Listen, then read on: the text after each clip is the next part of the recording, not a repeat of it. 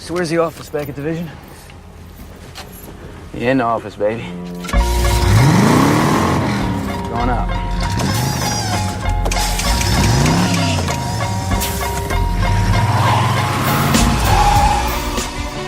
What's up, Buckeye Nation? You're tuned in to the Buckeye Cast. Sets, fires, touchdown, Garrett Wilson. Wow. In the end zone. Oh, what a catch. Jeremy Rucker, give me that. Fields, the throw, steps up, delivers deep down the field. He's got a receiver. Olave, touchdown, Buckeyes. Now here's your host, Joe Warwick. The Ohio State Buckeyes.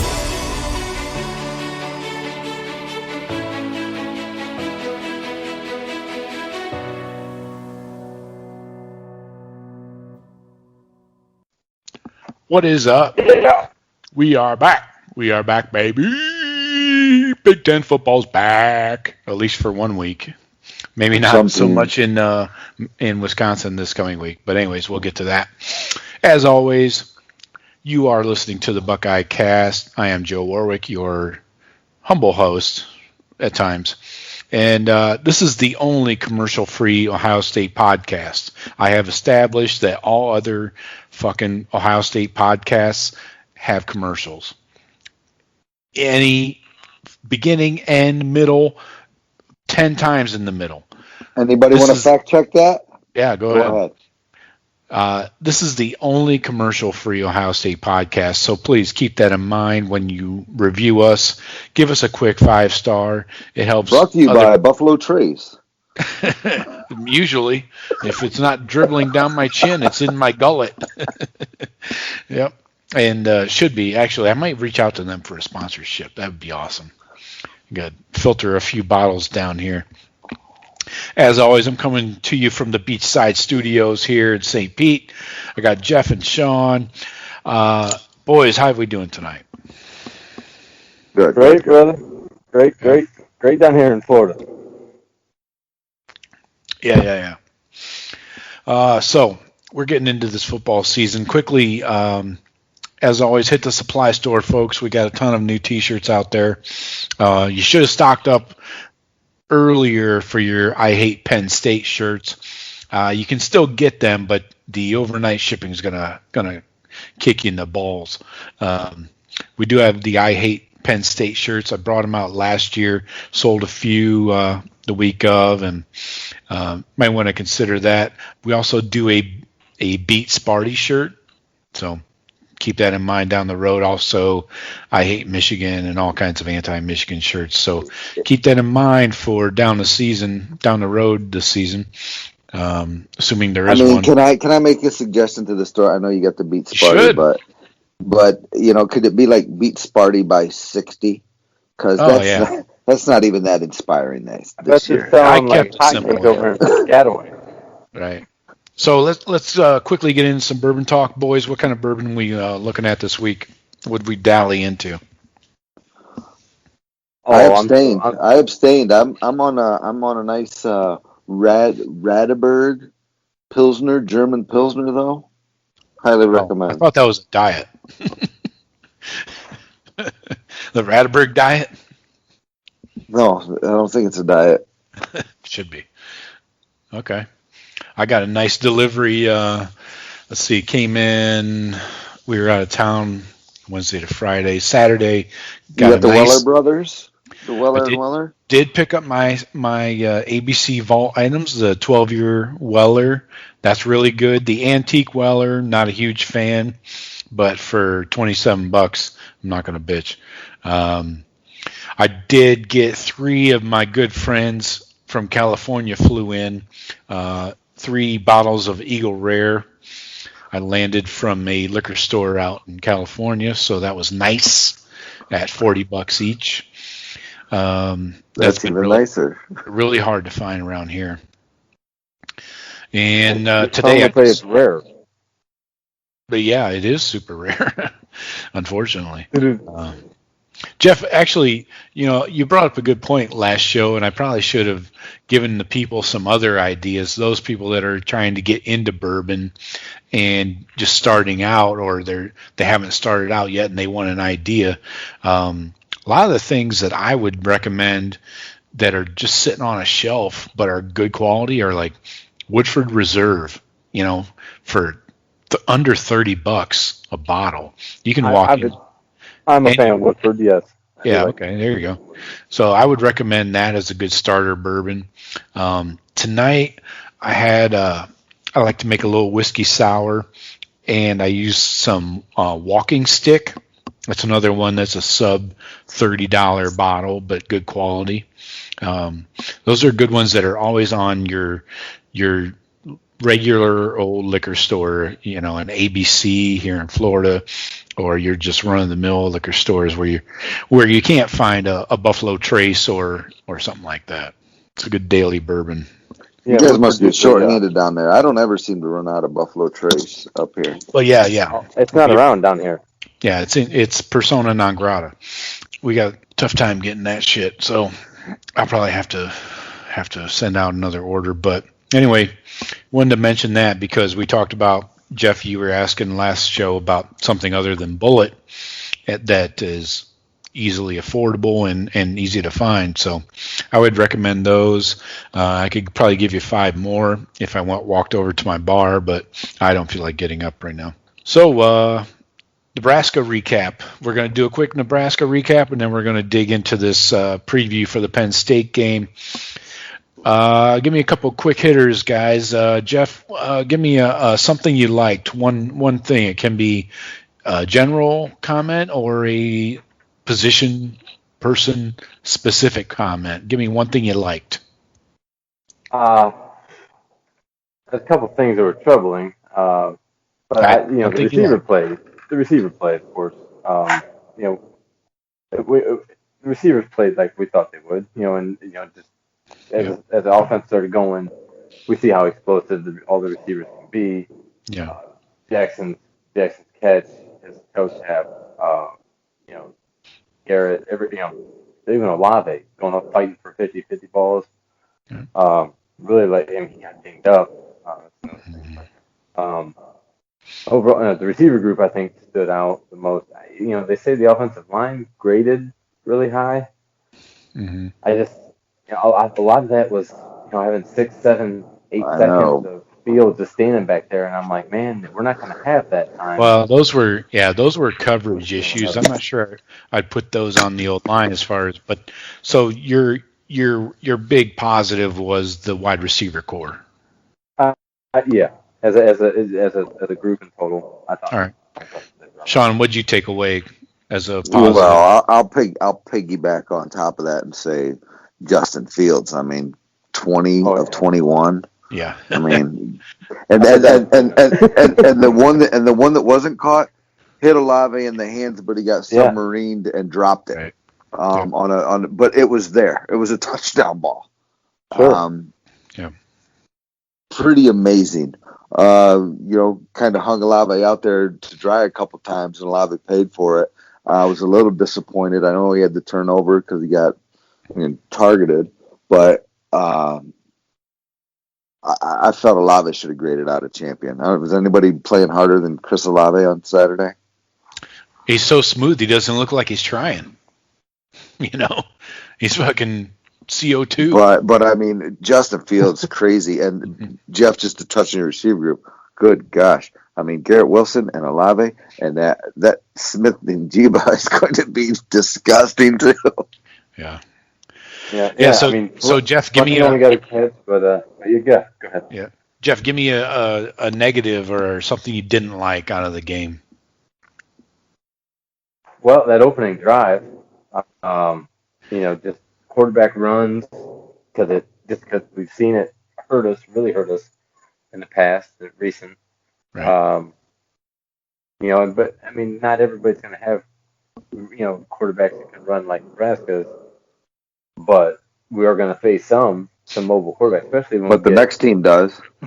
Yeah. Yeah, it's something we're going to have to shore up. I mean, it was we've seen it hurt us over the last couple of years. I mean, didn't that first drive remind you of a couple years ago? 2018, yeah. I was like, oh gosh, it was making me a little nauseous. Yeah, to start out there. Yep, that was disgusting. And I think a lot of that was that we have the linebackers who are experienced, but they're in different spots. Maybe they're trying to read different keys. It's only I talk a lot of that for the first game. None of it is really keeping me up at night. Worrying about it being a problem for us yet. Yeah. Well, it does me. We'll see this week how much we've corrected and how much it could really hurt us. Now we're playing a much more talented team overall. Yeah, Shawn, what'd you take away from a negative point of view? Well, I would pick one thing. I would have said that. Just let me cap off Jeff's thing. It was I believe on that first drive, and it was it was Martinez, I believe, running up the middle, and Tough was coming in, and the quarterback gave a little juke, and Tough ran past him, and it was about a 10-yard gain or so. And not only Tough run past him, but he took out the safety that was coming in to make the tackle too. I don't know if you remember that play or not. Yep. But I mean, instantly, me, I'm just so pissed off about that play. And if that happens against the good teams, those are the giant plays that we give up that we can't have. Clean that shit up. Yeah. So since Jeff went that route, I got to say the running back play, I was very disappointed in it. Other than my boy Steele. Uninspiring. I don't know if it was the running backs, the O-line push. I mean, I hear just like Jeff heard that the O-line graded out, is like one of the highest PPFs or whatever the hell that is in the country. Yeah. And that the game I watched, it didn't really appear that way to me. Maybe in pass pro, but I didn't see us blowing up their D-line and, ripping off chunks of yardage. Yeah. Those were hard-fought yards. Again, I don't know if the backs were having an off day, the O-line was, a little bit of both, but that needs to be better, man. That's Ohio State. Yeah. Yeah, definitely. I agree. Those are good points. Those are both, all of those things you guys mentioned are glaring, both positive and negative. So, yeah, let's dig into this more closely. Positives, obviously, Justin Fields, like you mentioned, Shawn. I don't know how you do better than that in your first game, your first outing. He looked like he was one of the best players in the nation, like we all thought he was. I mean, he said, "Yeah, actually, I am." The Heisman favorite. Yeah, I got a little catch up to make, but. Right. Yeah, I agree. I don't know how you do better than that. He led the team in rushing. I had a couple nice scampers. Apparently, we can't get a first down unless he runs a keeper from behind center. That's one negative that stood out to me. We couldn't get a first down with a running back. That's a little frightening. But I would point out that both the running backs are coming off of injury, with Teague coming off the major Achilles, and. If you're not ready, don't go out there. Don't be making no damn excuses like that. I'm not making excuses, but I'm saying, look at Tough Borland. He still isn't. I can't say he was ever back to 100%. Maybe now, 2 years later from his Achilles. But that's what a lot of people say, that you're not back to 100% after just 1 year. So, and then Sermon was coming off an ACL. ACL, I give you a little less latitude, So we'll see there. The way they can perform those surgeries nowadays, it's not as basic it's not. As it used to be. But it's concerning that Justin Fields is running at 15 times. I don't love that. Exactly. But I felt like he had to because all the points you're making, that we couldn't run for first downs without him. Right. Yeah, that's the issue. We shouldn't have a bell cow running backs that we're not converting on 3rd and 2. Right. You have to. And like you mentioned, some of that falls on the O-line. They weren't getting a push at all in the first quarter. Maybe a little bit later into the second quarter they were, and then second half they definitely were. I watched the game like 3 or 4 times, and Fields to lead the team with 54 yards, including sack yardage after taking 4 sacks.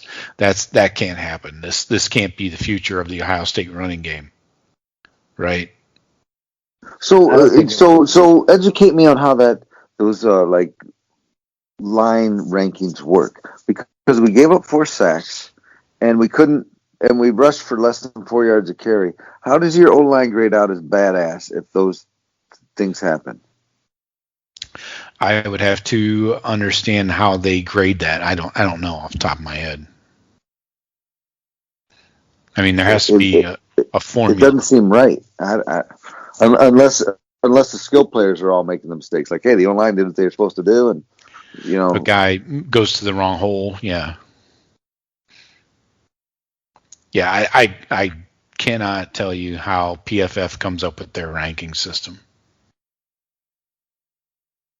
I think the running back the running game as a whole, especially with the top 2 guys we had, Teague and Sermon, they've had 0 contact pretty much. How many these guys aren't used to getting hit with rehabilitated injuries, getting used to it. Mm-hmm. I think as they get more carries and they're just not they can't hit the ground running like we could, no pun intended, and like JK could. I think it'll just take them a couple weeks. It may even be a huge jump from last week to this week. Mm-hmm. They got through a game and they got hit, and they're like, okay, well, when you're coming off an injury, you got to get back to getting hit and getting used to it and seeing holes and stuff like that. They haven't played in a long time, so like I said, nothing that I'm super alarmed about unless it's a glaring weakness this Saturday. Right. The things that worried me last week, I'm not gonna sweat about them until they become a major issue. Right. This week. Ryan Day didn't. I think we're gonna see steady improvement. He didn't seem too concerned after the game, and then on Monday, he didn't seem too concerned with the O-line and the running backs. He said, we're not going to change our game. So it sounds like it's more maybe some minor technical things where like maybe an O-lineman needs to pick up a different guy. We saw Nebraska crashing down around the edges and making tackles in the backfield. Yeah. So maybe it's a protection issue for sure. Yeah. And, of course, being the first game of the season, they're going to run some shit we've never seen before, exactly.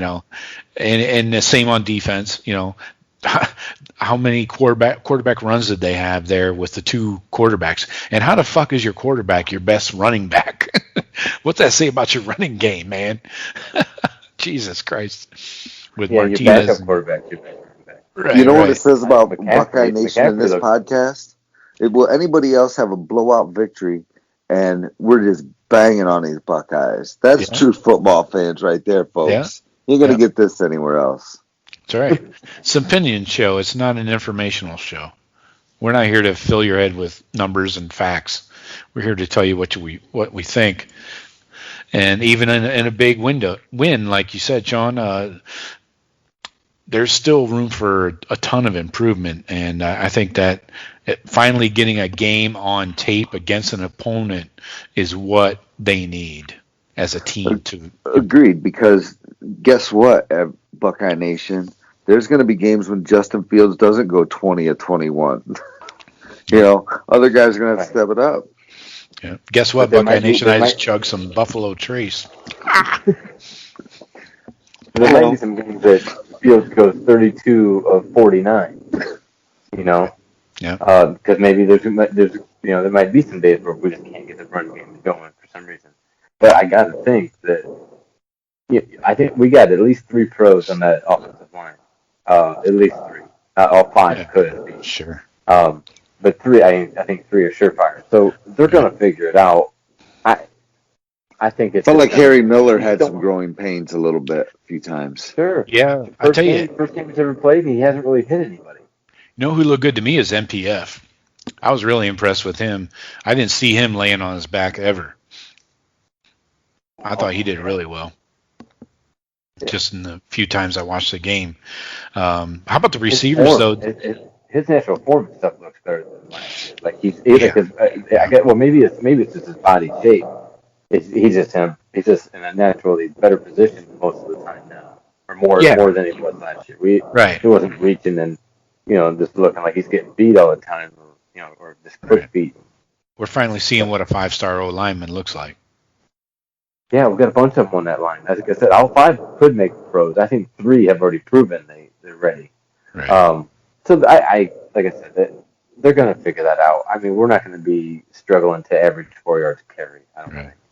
So we got 2 solid wide receivers, obviously. I would compare it to an Alabama setup prior to the Jalen Waddle injury. That sucks for him, man. That sucks. Yeah, you hate to see that for anybody. He's still going to be a first-round pick, though. Sure, yeah. It's a fracture, right? Didn't he break his? Broken ankle. Fracture, not ligaments. Yeah. He might even still run at the combine. Good, yeah. Plenty of time. Prove everybody. I hope he does. That sucks, dude. Yeah. Blow your leg out. But outside of for the Buckeyes, outside of Wilson and Olave, really didn't spread the ball around too much. I mean, I see a handful of guys with 1 catch. J-Mo had 1 catch for 7 yards. I mean, Fleming. Yeah, Fleming had the 1 catch. But do you think it was a matter of what the defense was giving them, or were they trying to just target these 2 guys, Wilson and Olave, Shawn? I don't think you can cover those 2 guys necessarily. I mean, Olave on the outside so smooth, and Wilson at the slot. I almost think they're uncoverable. And if Justin Fields is having a day like that, I mean, good luck to anybody. I mean, some of that stuff is ridiculous. And like I said, every ball was catchable, every single one. It's frankly amazing to me. And I just. Those guys are. I mean, going in, we knew those were the 2 guys, right? I was thinking J-Mo might get a little bit more, 3 or 4 targets. He was targeted and had that completion fairly early. I don't know if it was first quarter or second quarter. Definitely first half. Yeah. So I thought maybe he'd get a little more involved. I'd love to see that speed. And then getting in a couple of the freshmen is awesome. Obviously with Najiba and Fleming, that Najiba, I mean,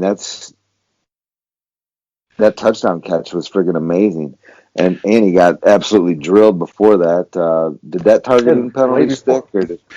Yeah. Let me say, are they coaching these fucking DBs at Nebraska to not use their arms or what? These guys are coming in like heat-seeking missiles, just helmets down, arms down. Fucking wrap up somebody one time, you fucking pussies. That was disgusting. I think a lot of that. That was some of the worst DB play I've seen. I know, and what's his name actually? Joel. He was kind of sticking up for it, like that wasn't that bad around. Some of them, dude. Maybe a couple, but how many did they get called for? Seemed like I think 3. Fucking. Oh, we had guys laying there all over, getting lit up. Yeah, that was one throw by Fields where Ruckert got laid out on that PI / targeting where 2 DBs came together on Ruckert. That's one of those that Fields has to look somewhere else. Yeah. Was that like the headbutt one? No, it wasn't head-to-head, but it was Ruckert down the seam by himself, and 2 DBs, a safety and a corner, kind of converged right at him, and Ruckert was slow to get up, and one of the DBs was slow to get up, and they gave the safety the targeting. But those guys are fucking running around there like goddamn torpedoes. Well, it's maybe a good thing they're not playing Wisconsin this week, because Wisconsin's quarterback also went 20 for 21, and they're missing two of their guys in their secondary for the first half of that game. Right. Yeah, I want to get into that. But yeah, I was not happy with the seemingly. My opinion is like Urban Meyer used to say, if you're allowing it, then you might as well be coaching it. You know, if you're allowing your players to do this, then you're coaching it. Right? I mean, that's my opinion. Right. Kind of. I see where you're at there. Yeah, they're telling them without telling them. You gotta make these receivers pay when they get the ball. You gotta. Right. Yeah. Don't let them come across the middle and catch that. Yep. So I mean, and then they're saying if you get a shot at them, take a shot at them. Probably. When you're that out. I don't know. It's football. And it happens from time to time. It just seemed like it was happening a lot with those guys. Exactly. And it's going to cost them. You only get so many games this year, and now you're out there headhunting. You miss half this game, you miss half the next game. Yeah. You probably miss a couple of COVID games. I mean, yeah. And for what? I blame the coaches. I don't blame the kids. They're allowing that shit to happen in practice. It's not like these guys just did it for the first time ever. I don't know, because we're not really hitting in practice like that. I don't think they're hitting their receivers like that. No. Scott Frost wouldn't allow shit like that. I can't imagine any good coach is gonna. Fuck no, man! He'll kill your roster. You don't let him tee off on the scout team. You don't think? Nah, not like that. All right. Then these guys are just ill-mannered with freaking laser undisciplined. beams.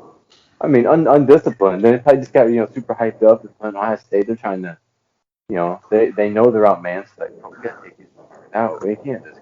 It is because you grow up and these kids got dads that are damn near our age or are our age, and they tell them about Ronnie Lott and Steve Atwater, and all those hits are legal. Every hit that you saw was legal when we were growing up. Oh yeah, every single one of them. Of course. I remember I looked at Pops in the room. I said, now that's just football. But according to the rules today, that's a targeting. I said, but that's just football. I'm glad for those rules. I think there was some nasty stuff that went on back in the day. Right. But it's the fine line, and you can't make it perfect.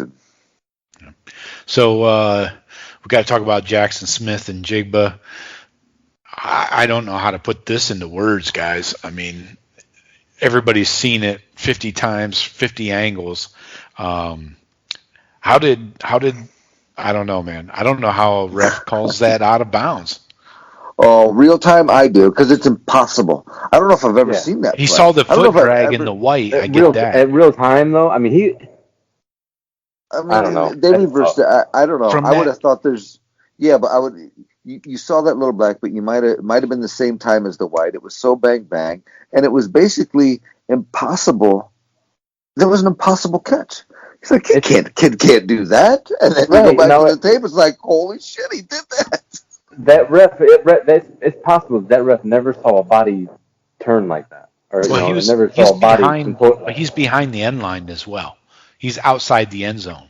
I'm giving the ref okay on that, and that's what replay's for. All right.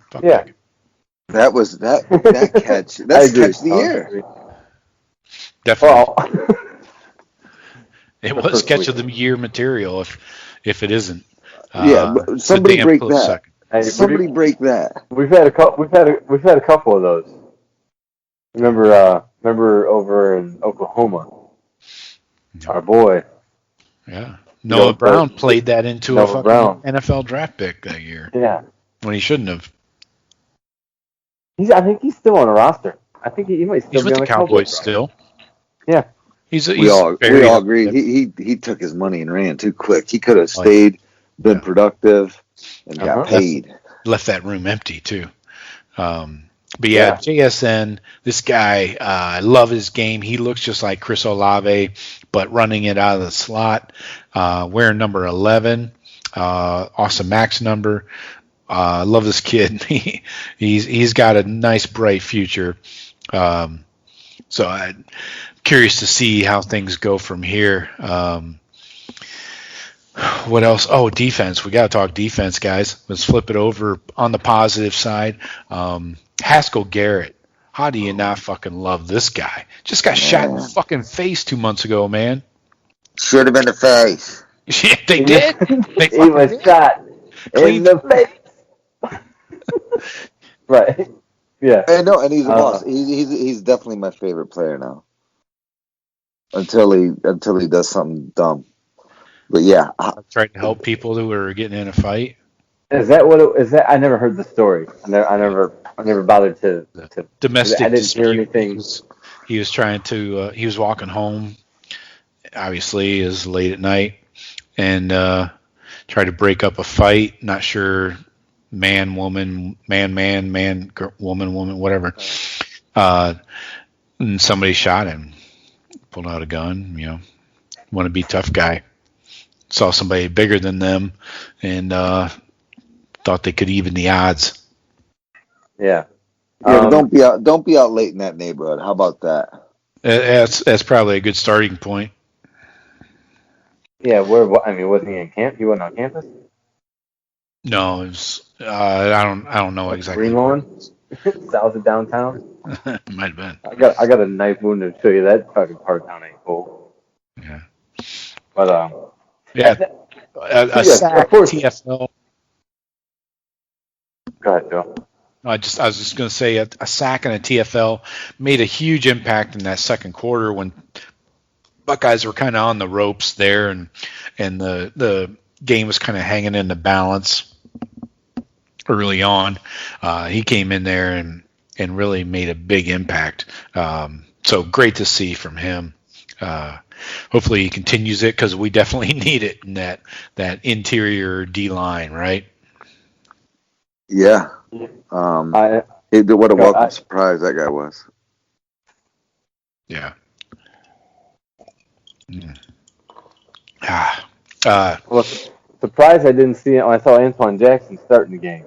And I was like, Togiai and Jackson, huh? Where's the? I wasn't expecting to see Antoine Jackson as a starter, but then I remembered, oh yeah, Garrett's we don't even know how much he's going to play today. And as soon as Dad's Pop was there, Pops goes, I haven't seen Haskell Garrett yet. And now, fucking next play, he made a tackle for a loss. I'm like, yeah, there he is. We're all good. All right. He's right there. No problems here. But yeah, I think him and Togiai, that's a solid two. I'm not worried about any four we put out there. It's just having four more ready. Do we have eight? Are we 8 deep? But we need a game wrecker. We need a game changer on the D line. We don't have that right now. Well, right. Nobody stepped up in that game. I think they all played like we expected them all would play. Nobody really got picked on, beat up, ran over, ran at, attacked, and didn't play well. But you're right. Yeah, we didn't have a Bosa. Yeah, nobody took over the game. Right. Right. But what D lines do? That's kind of we're a little bit spoiled. We don't have a Chase Young or a Bosa. Well, fucking nobody had one of them for a decade. You know what I mean? We've had 3 in a row. You don't get that standout elite, all eyes on this guy. You don't have him every year. We could still have 5 NFL defensive linemen. They're just not number 1, 2, top 5 picks. Yeah. Right. So I definitely want to let Shawn have the floor for a minute while we switch back to the offensive side of the ball real quick. I almost forgot. Shawn, 2 words for you, and I'll let you go from there. Steele Chambers. That's right. I told you, this guy he might be the best running back that we have. And he got in there only for 4 carries for 32 yards. One was like a 17-yard run. So take that out. He still went 3 more carries for 15 yards, over 5 yards a carry. I like this kid. I think he's got it all. And I think with what he did, maybe he earned a few more carries. We'll see. I like that he hit the hole immediately. He wasn't dancing in the backfield. Also, the O-line helped out with that, of course. But I loved the 3rd and long where it was basically a give-up run play, and he converts it. Gets the first down, gets him out of the end zone. Remember the play prior, Justin Fields almost took a safety on the sack. And then next play, it was 3rd and long, and Steele busts out of there. It was like a 3rd and 13 or something crazy, and gets the first down, moves him a little bit, gets some breathing room, and he had a few more good runs later. But that was huge. I just like that he was hitting the hole and not fucking around back there. I think this kid's business. I'm telling you, I like this kid. I think he gets underreported. Well, we're reporting him. Not by me. Not by me. This is a pro Steel Chambers podcast, even if Shawn is carrying the flag. That's right. Yeah. So, negatives. We got to talk about the O-line push again. That was a big issue.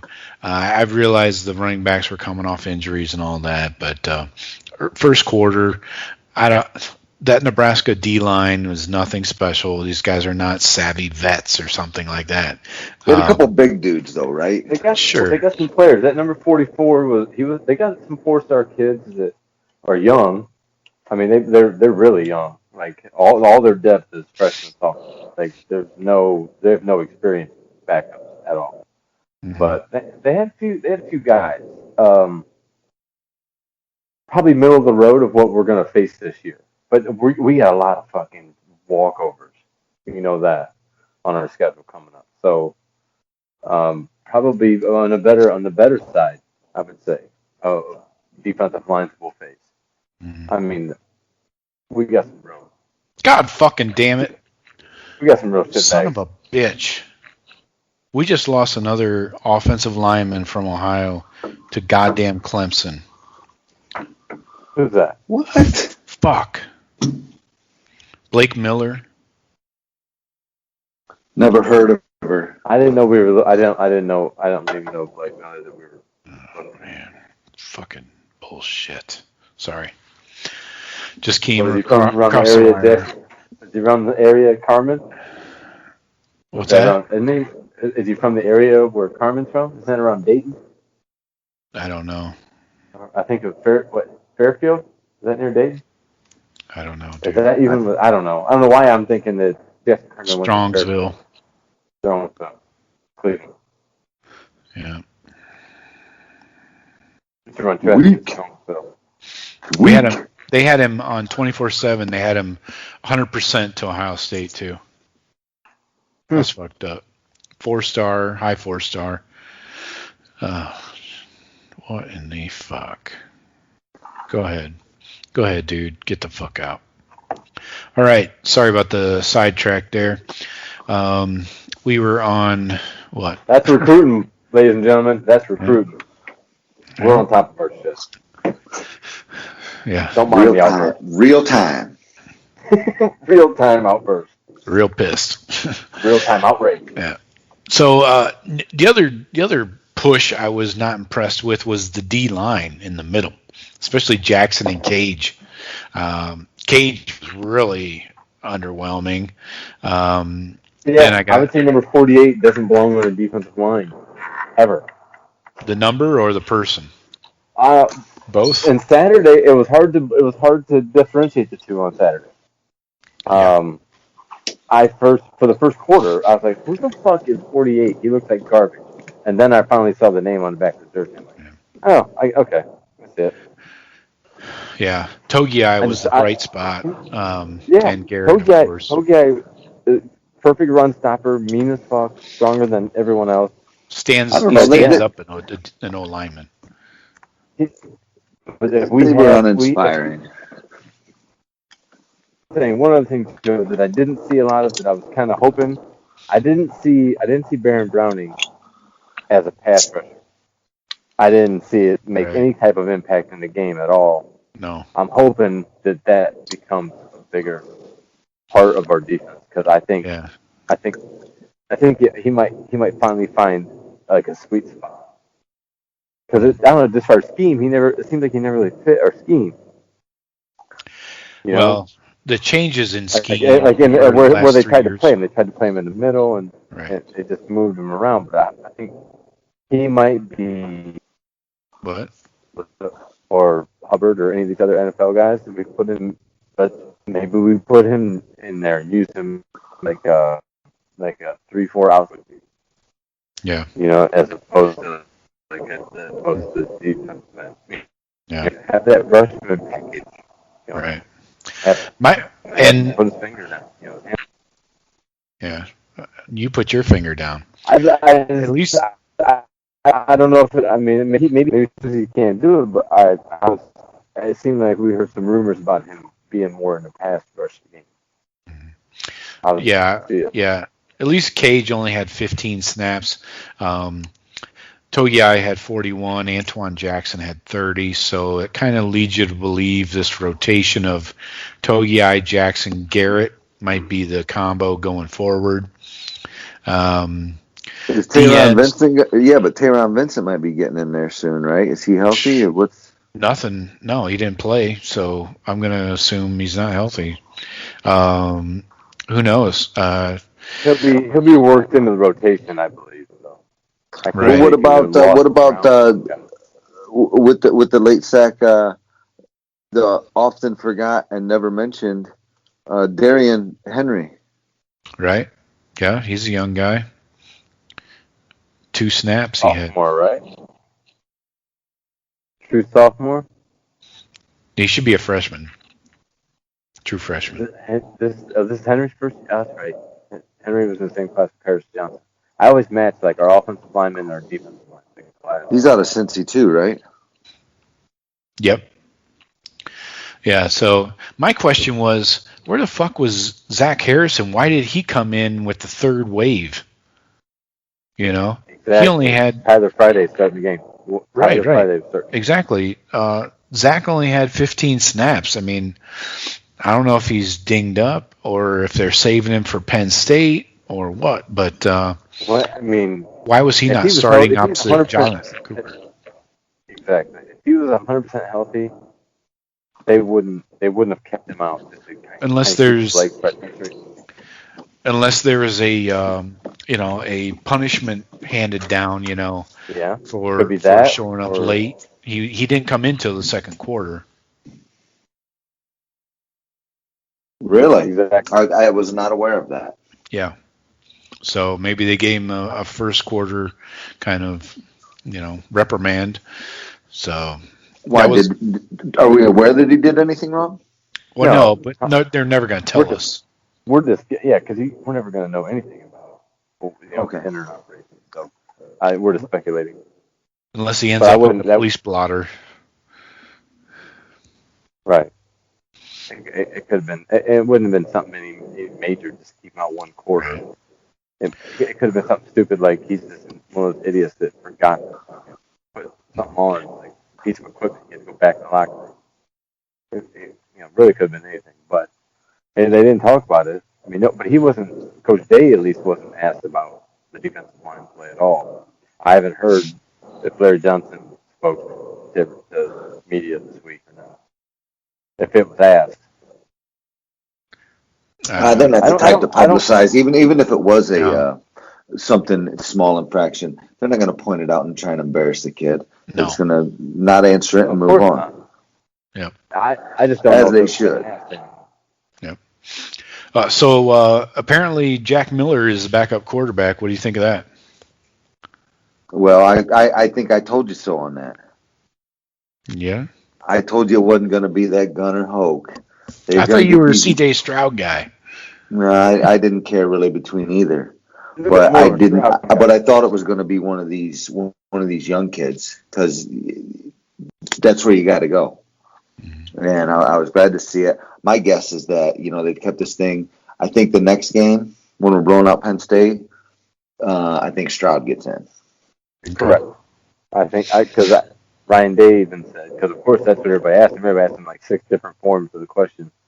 Can you tell us? So is Miller the Is he the backup now? Is it a clear? And he's like, it's fluid. So he said they haven't practiced. They said it's every week they're still competing, which makes total sense. You can see why they. I love it. Give them both game reps. Nobody's proven it. Give them all the fluid. Anyway. Just thought I'd throw that out there because I thought that was interesting. We didn't see Stroud at all, and Jack Miller had a nice little scamper. It had a little wiggle to him. I liked it. Yeah. I liked it. Looks fine. Recovered from the injury and looks good. Does that lead us into the last touchdown that Ryan Day thought he needed to apologize for? Oh, I wasn't going to mention it, but go ahead. I think he's doing the solid to Scott Frost and just showing respect. It's the right thing to do. He doesn't. Yeah, it's a respectful thing to do. And the right thing to do. They should have kneeled down there. Okay, then how does Jack Miller not know how to kneel down? He hasn't practiced that yet, ever? No, I just think that it got away from him in the excitement and whatnot, and I think he let him play, and then looking back on it, it's like, that was a dick move. But that was the last play. We could have just kneeled. Fuck.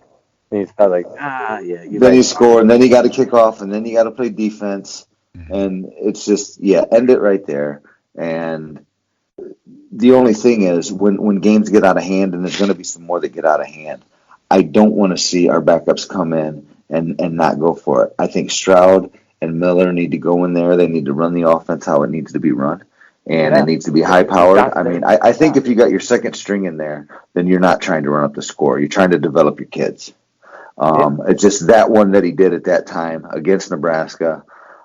I didn't love that, and I'm glad that he called himself out for it, frankly. Yeah, I got you. I guess I think I'm right with there in agreement. Like, these kids need to be prepared in case Justin gets fucking sick and he's out 3 weeks. The kid needs to come in and be able to run the offense and be like, okay, when the safety shifts to this guy, you got Garrett coming underneath, hit it. Mm-hmm. So I think they do need to run that offense, and then if the shot's there, take this, hit the open receiver wherever it is, and then the flow of the offense. Being mindful of, we can't go too deep on them. We can't, No, you're right. All that needs to be the same. You guys need to run through that. And if that were Michigan, I would be all for it, and there's no way he should ever apologize. You score there and go for 2. You don't apologize to Michigan. All right. So I think we pretty much covered the Nebraska game. Let's start talking about this Penn State game. This is a big one. Would have been even bigger if Penn State could hold up their end of the bargain last week in Indiana. I watched that game, and that was tough. Not sure that Penix got in. I don't know. That is close, wasn't it? I could see that going either way, man. Agreed. Only because it was ruled touchdown on the field. It was a given touchdown. If it would have been ruled down, they probably would have ruled him down. They wouldn't have. Yeah. There wouldn't have been evidence. There wasn't evidence because you couldn't see if that tip of the ball, if that pylon before the back tip touched out of bounds. I mean, it was literally the length of the football. Right. And it was almost simultaneous.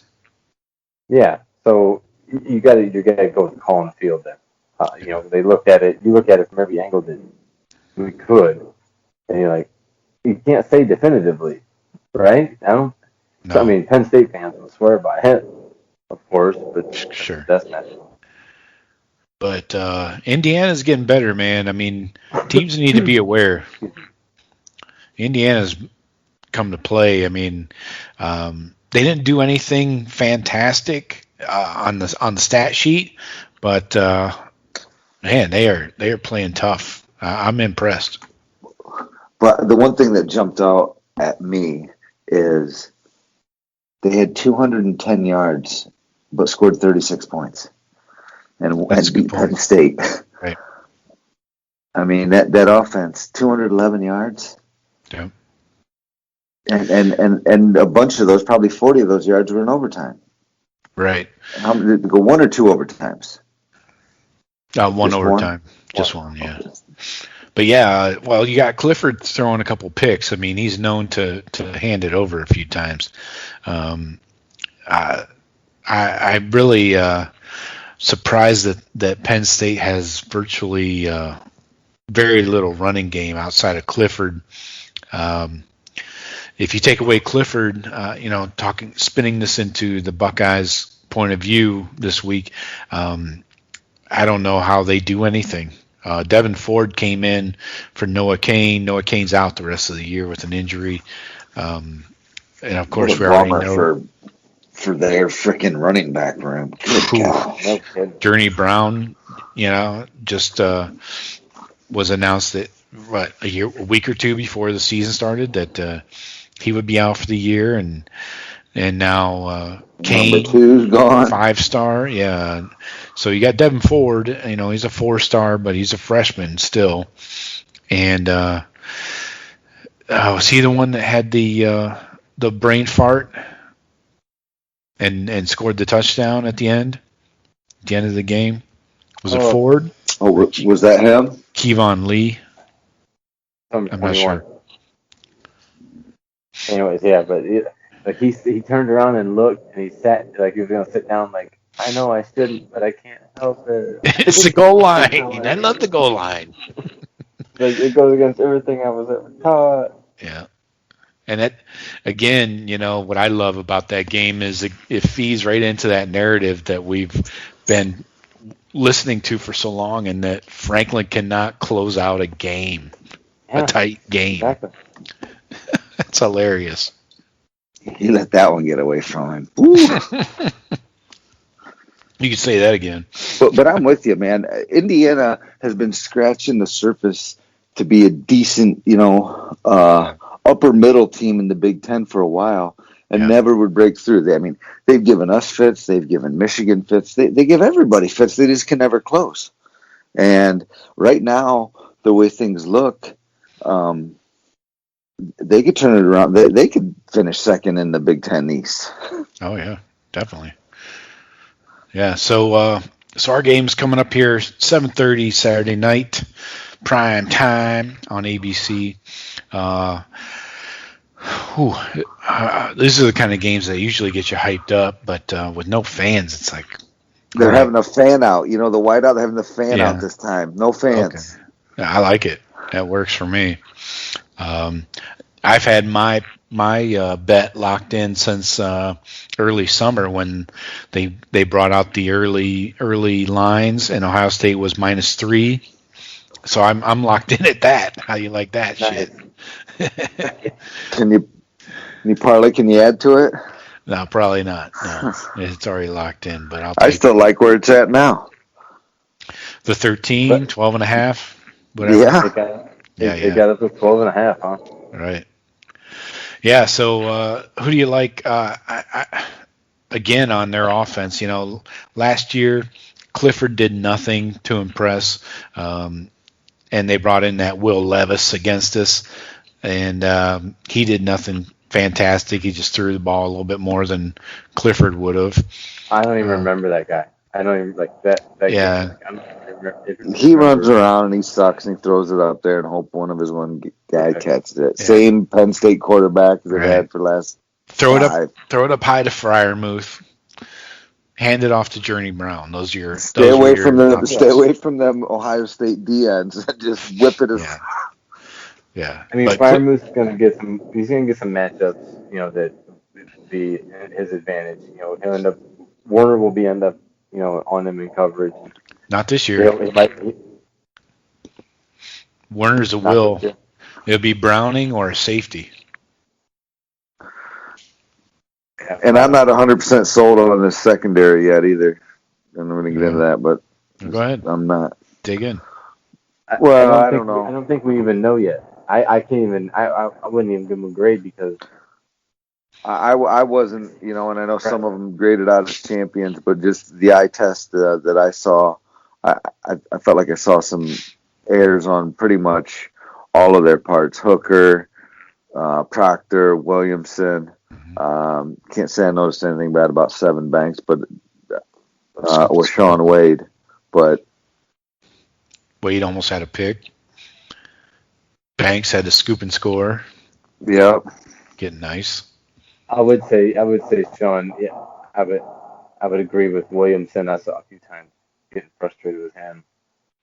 Proctor doesn't impress me at all. Which I think is probably why Hooker's kind of taking over the starting job. Which when you would think that Proctor was more experienced than last year, would have just slid right into it. I don't see him as a playmaker at all. But I never did. I didn't. That's part of last year's impression, leading into what I saw little of him first week. I saw too much quarterback running, and I feel like when I see the quarterback running like that I need linebackers and safeties to fucking get him. Yeah. And get a hit on it. Don't let a dude run 15 yards, 18 yards, and then don't let him head fake you and shit, Borland. Yeah. That's all he needs is a bite on a fake. I don't know, but we knocked Borland, man. We knocked tough, but the motherfucker is a 3-year captain, 3-year starter, coming off with an Achilles injury. Like nobody's beat him out. Is that due to our just lack of recruiting at linebacker, or is he maybe? No, I feel like that room's so deep. I know it's an anomaly. And then they're wrapped in a riddle. Riddle me this. What would you say about a 6'0" 230? And you know me, I'm the white linebacker. I'm the pessimist. He can make 90 good plays, and he can make 90 good plays, and I'm not going to notice any of them. And that one that he fucks up, I'm all over his shit. I'd love to be one of your kids. Right. You sound like a hoot. I hate my dad. Save it for the couch. Is that how they sound? That's exactly what they say.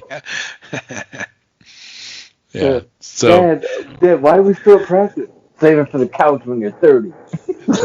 That's right. Pay for your own therapy. Tell it to your therapist. You're paying for it. You'll need one. Yeah. So we know what to expect from this Penn State team. A lot of this, a lot of that. On defense, watch out for Shaka Toney. That's my advice. And this Joey Porter Jr., hopefully he's not as crazy as his dad. The old man was a badass. Right. Tries to trip people on the sidelines and shit. But yeah, other than that, you got your Jason Oweh, which was a heavy Buckeye lean in the recruiting process. Lamont Wade. Yep. So he's a freaky DN, so got some. That's why I always. I'm sorry, Joe, but that's why I always thought like Penn State. Obviously, they have a lot. The talent level is really close to ours because they got a lot of kids that we were trying to get. We ended up getting other kids of equal talent, but like Lamont Wade, like the kids you're talking about, Micah Parsons, like these were all people that. I would say yes and no. It was High State, Penn State down to the end. I would say that, Jeff, you're kind of right in that Penn State's the closest to us in the Big Ten, no doubt about it, in talent, I feel. I think they're ahead of Michigan on the talent level. And they do get the Micah Parsons that was ours, and once in a while they get one that we really wanted. Them PA kids are loyal a lot of times. They don't get a lot of Georgia, Florida, Texas kids that we want. Sure. But they're good. They're good at keeping them Pennsylvania and maybe reeling in some of that other East Coast. But yeah, they've got dudes for sure. Right. Yeah. Across the board, especially on defense, seemingly they can't really match it on offense. When's the last time you heard them get a highly rated O lineman? You know, they get a few of them, I think, but they were killing it at running back, obviously, but they're all going down. Yeah, definitely. I mean, yeah, they get the running backs, but in 3 years those running backs are gone, but they put 3 or 4 in the NFL, and I think Noah Kane and Devin Ford were both NFL prospects. Yeah. This wide receiver core doesn't intimidate me. I mean, they got this Jahan Dotson. They got Freiermuth, of course, but Freiermuth has never lit us up. He's never done much against us. Werner that's blanketed because him Werner last was year. on him. Yeah, it'll be interesting to see how they attack him this year. If they eventually have to switch over and move Werner to cover him or not. But this Dotson kid doesn't do much for me. The rest of the guys are a bunch of 1 or 2 catches here and there. So their offense is not really intimidating. Again, like I said, focused on Shawn Clifford. He's probably going to have a spy on him. He led the team in rushing by like a shitload. So you can't imagine that changing especially with the loss of their their depleted roster. And seeing Nebraska's success running the quarterback last week. And Clemson's success running the quarterback last season. Last time we played. Yeah. Right. Seems to be a weak spot. I don't know. Call me crazy. Exactly. But they don't have that one dynamic KJ Hamler, Sean Hamilton type. The return guy, the lightning, that dude in the slot that makes plays, does everything besides, line the tailback. They don't have that guy, which was always something that we had to account for, even when they had Saquon.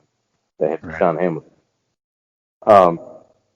So, yeah, they're outmatched. I mean, they're severely outmatched in this game without the home crowd, which was always like a crutch they could lean back on. Yeah. But they're going to be pissed. They're going to be. Oh yeah, and Franklin's only he's good. Yeah, I guess I could say he's a good coach, but I don't. He always keeps his teams in there. In there till the end when they blow it. Yeah, I mean, they keep it. Yeah, their strategy is keep it close, and then hopefully he always had them kids through halftime. Yeah, hopefully something falls our way. But even his seasons, I'll bet you, Penn State's in the top 10 teams since Franklin's been in there for wins during the tenure. Oh yeah, he's done well. Yeah, Nobody's disputing that. I think Penn State's probably at their max. I think. This is about where they can be. Average they're like 10, a Michigan. They're a Michigan. They're better than a Michigan. Slightly maybe one win more per season than Michigan, maybe 2, but they're not a 12-0 team. They're not. I don't even think it's one. I don't even think it's more than one game. I don't know. I mean, I think a team like Penn State, you probably need a little more skill at the receivers, but I feel like we were going after some of these receivers too, like that Dotson. I feel like that was a guy that we wanted as well. A lot of the roster are kids that we were for sure. And Devin Ford, I thought Devin Ford wasn't he an Ohio State lean for a while? Yeah, for sure. Noah Kane was for sure. Yep. Yeah, we were in on both. Verbal. And Micah, we had Micah until Herbie screwed us. Yeah. Right. We had Owe. Owe was a heavy Buckeye lean. Lamont Wade. I remember a lot of that. Who was the corner? We had a corner also. But anyways. Mustafer. The other D end or D tackle. PJ Mustafer. Okay. Yeah. He was a Buckeye lean early on. So, we go after a lot of the same guys. Not sure if they're copying off of us or maybe probably makes sense why they would. But, But a lot of those guys, though, were guys. We chase a lot of the same from the Midwest. There was us, TMB. Notre Dame, Penn State, Michigan, and some of the Southern teams were still trying to come up and grab. Yeah. I mean, they got. A lot of those kids, everybody won it. It wasn't like, well, if Ohio State won. Well, no, everybody won. Right. Like those. And the DMV is kind of open season for most schools. I mean, not because nobody there can hold it down. Right. No, So three schools are not dominating that area. You're getting Florida State used to be really big in the DC area. Right. You'd be surprised. It's like some of their old school players that you would think are just, South Florida boys. They're not. A lot of guys came out of that DC area. Mm-hmm. When Florida State had those dominant teams, 90s, like mid to late 90s. Yeah, all the northern boys, they all want to go to Florida. Sure. You know how it is. The honey chicken. Honey fried chicken.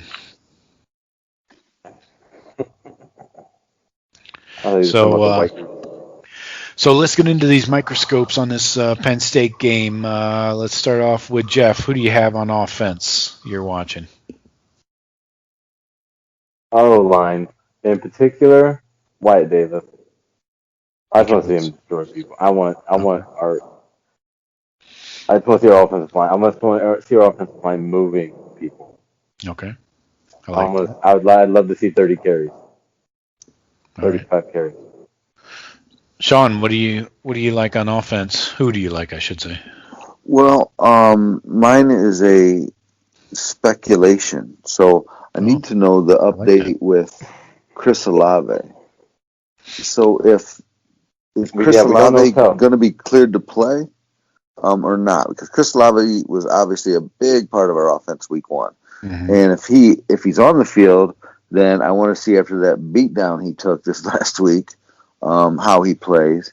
And if he's not on the field with a concussion, I need to see who's going to step up in that spot. Is it going to be J-Mo? Who's gonna be that other guy? It can't just be Garrett. They could move Wilson over to Olave's spot. That's what he played before. Then even so, who's going to be we had 2 guys. Who's going to be the other guy with Garrett? We know Garrett Wilson's going to get his. Who's going to be that other guy this week? That's what I want to see who steps up. Who that'll be, I don't know. It's Olave or his replacement. Or have they ruled him out yet? Or no, there's nothing definitive. Fleming was his backup, so then let's go Fleming. Let's see it. Yeah, show out in his home state. I'm going Trey Sermon on offense. I want to see something out of this fucking backfield. No disrespect to your guy, Steel Chambers, Shawn, but it is. He's not getting the start though, dude. I'm going by starters. If Trey ain't getting a start either. Fucking what? Teague's getting that start. You don't know that.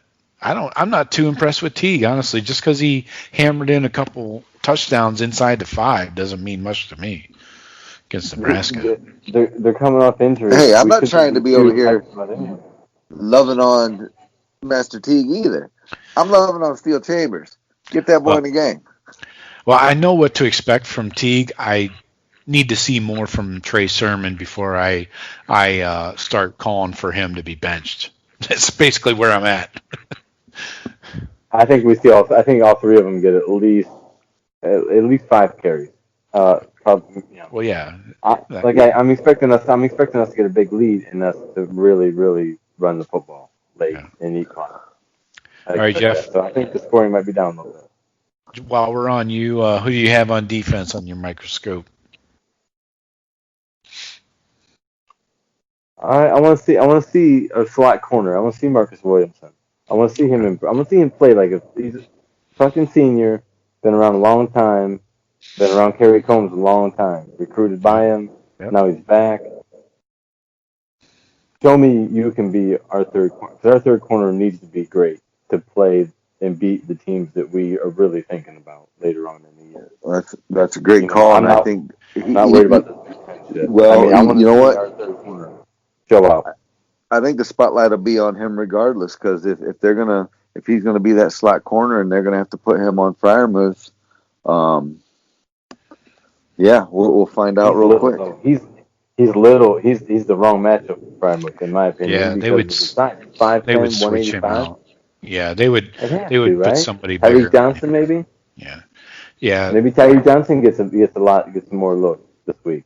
He looks like they're going to go long linebacker or a safety on Freiermuth. Somebody more, closer to his size. I mean, nobody's 6'6", but Baron Browning is a strong side backer, so he'd be your initial. Freiermuth don't want nothing to do with Baron Browning. Oh no, not from a speed point of view. Definitely. Not from a kick your ass point of view. All right. Who do you got on defense, Shawn? Defense? Who else? I got Tough Borland on defense. So I got this fucking guy running around, his quarterback, McSorley. And you know what? If fucking Tough doesn't spy on this guy, and this fucking guy is running all over the place, he's like 5'8", this McSorley, something like that. He's little. A few years ago, but yeah. Same guy. He's the same fucking guy. He is. I hate them both. They run around and they throw it up in the air, and they're no good. And that's fine. Run around and throw it up in the air. Just don't run downfield. And if they do, Tough needs to squash that early and often. Okay, you think Tough is going to shadow Sean Clifford? Yeah. That's what you're telling me. With a straight face. That's what he's saying, Jack. All right, I'll let you go. I would just like to see Tough Borland. I would like to see Tough Borland not block Werner when he's trying to tackle fucking McSorley. That's a bonus, yeah. Hey, I'm not saying you got to make the play, but get the fuck out of the way so someone else can. Just fall down. Yeah, I'm going. My guy Sack Harrison. I expect some sacks this week. Oh my God, he's going to be upfield. McSorley's going to squeak right through there. No, I see it now. He needs to show up. He needs to show that he's a game changer, a game wrecker. Tough, stiff arm Proctor, and fucking 60 yards. So yeah, don't. Tough's gonna fall into Harrison's knees from behind. Yeah, if I could take out a fucking ACL, blow a few Achilles. Thanks, Tough. Payback. So yeah, I'm going Sack Harrison. I think he's going to load up and come off the edge and crush that fucking Clifford punk ass. Score predictions. Jeff, what do you got? Here's the I'll give you the quick spread. Current line I have is 12.5 and over under 64.5.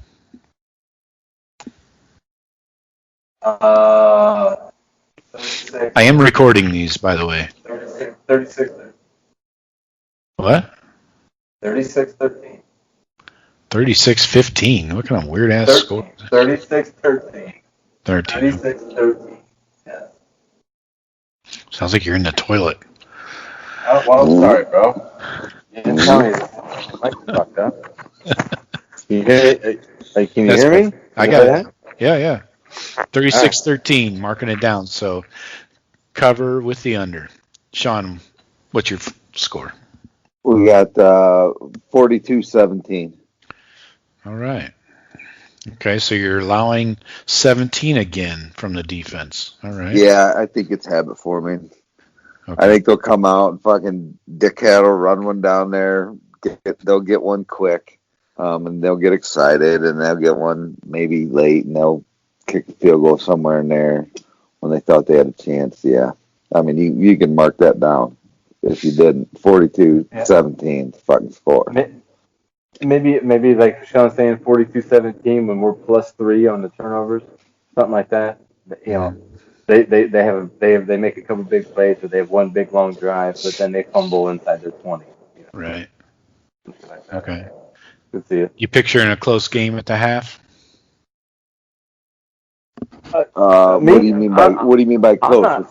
Within two scores? A touchdown, one score. No. Okay. I'm going 48-20 at all. Can you cut that out, Joe? Sorry. It's all right. I'm going 48-20. Buckeyes easily cruise to a victory. Penn State scores some garbage points. Game is close for the first quarter, as per usual. And Buckeyes easily stroll to a victory in a silent house with these annoying cat calls. Fuck off with that. That means 0 on the point spread effect. So, yeah, Buckeyes roll. All right, folks. How's that sound? You like those predictions? I'm tracking these. We're going to go over these next week too, by the way. Jeff, if you're not on the podcast from now on, you got to send me your score prediction and your microscopes, and we're going to make fun of you the following week. And who's ever got the best thing at the end, winner gets $1 million, so don't miss it. Oh, that sounds great. Yeah, from our sponsor? From our sponsor. Yeah. Okay. I don't really give a shit who's giving me the money. Bush Bavarian. I asked my question. Dukes. Well, real quick, you're going to touch on some of this other shit? Quickly, yeah. 5 minutes.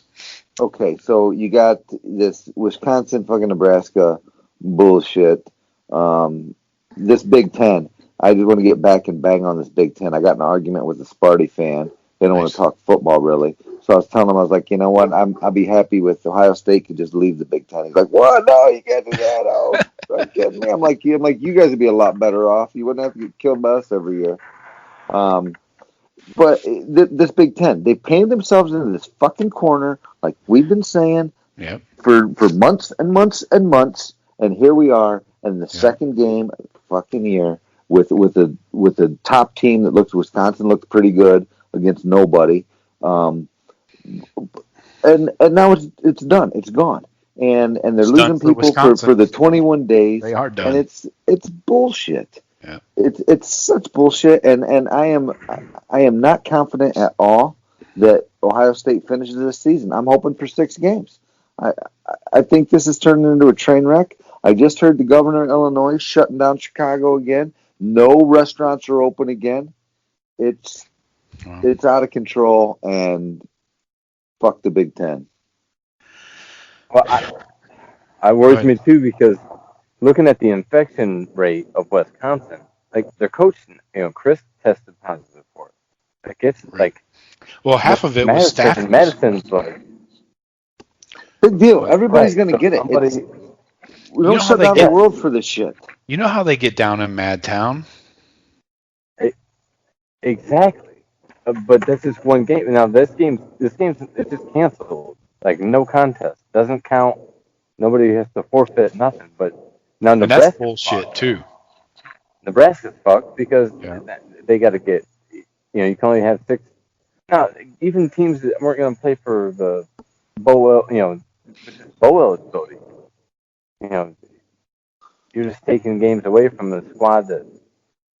And why? All because the Big Ten wanted to postpone, painting themselves into this corner. There's no room for error. If we would have started, a month or two months earlier, like we should have, we could cancel some games. Hey, there's a spike here. Some kids got it. Let's move this game back to a free date for everybody. And because they just kept from day one, they just kept postponing. When they first postponed the season, but they didn't cancel it. They just postponed it. We're gonna leave it open, but we're gonna push it off. Which was the stupidest idea. It's like, hey, let's just keep moving forward with the plan. If something changes and this starts to get out of hand, then we call it.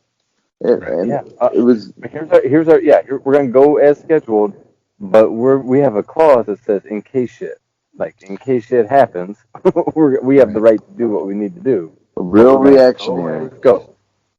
And the other thing is the evolution of science, and our guy, Benny Alvarez, for all my Scarface fans out there, Benny Alvarez, I never like him. I never trust him. Well, like him fuck or trust Benny him. Alvarez and fuck the fucking BS brothers. This is going to break into a Scarface movie reboot. You know what a Benny Alvarez is, Frank? So the AD of Wisconsin, otherwise known as Barry Alvarez, says we need to look at this 21-day policy, and you had to know this was coming.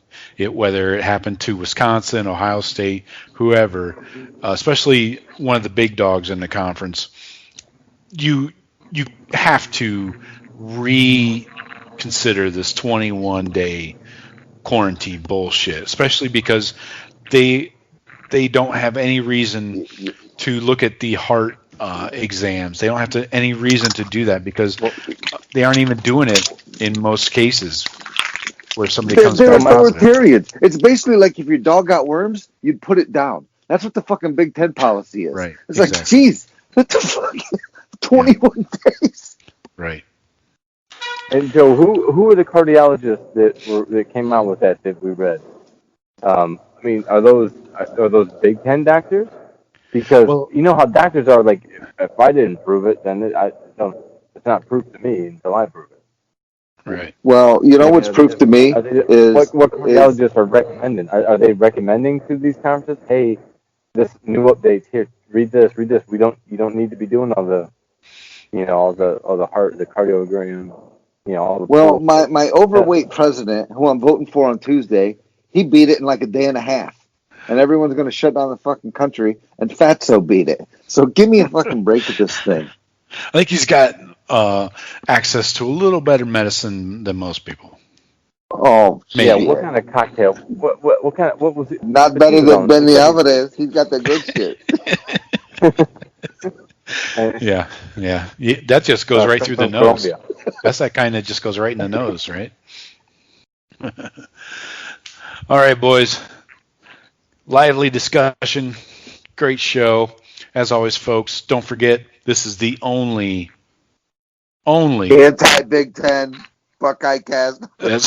we are anti-Big Ten, and we are anti-commercial. No commercials. Commercials are persona non grata here on this show. We are pro Steel Chambers, though. Pro Steel Chambers, yes, and pro DeMario McCall. I thought we were going to get to an episode without saying DeMario McCall. You fucking said it. No, we have to.